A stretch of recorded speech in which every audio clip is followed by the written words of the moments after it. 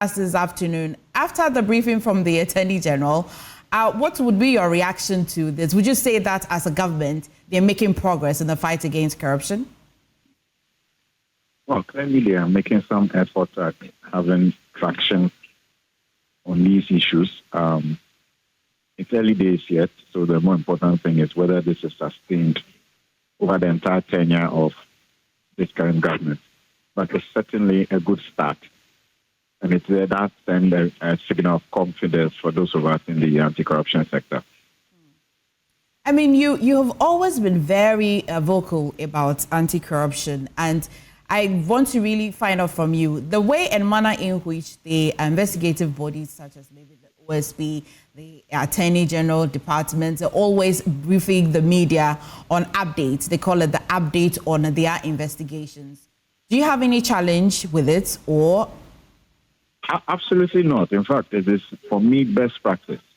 I've been one of those who have been canvassing that we actually expect that all anti-graft agencies would, on a continuous basis, update and engage the public on what is going on.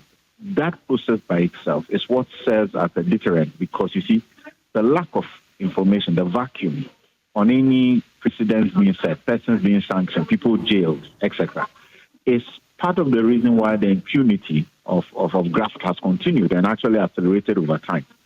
And so in crafting Act 959 for the OSP, for example, we learned from the lessons of all the other anti-graft agencies, the UOCOs, the BNI, CID, FICs, and told ourselves, look, that gap between information on what they are doing and what is in the public space, so that citizens are aware that this is dangerous terrain, and therefore they would refrain or be reticent to engage in such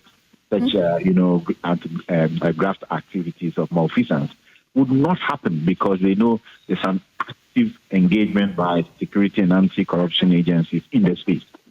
So in Act 959, for example, when we put there that the OSP should report back to the citizens every 6 months at most, our expectation wasn't that he had to wait the 6 months to report.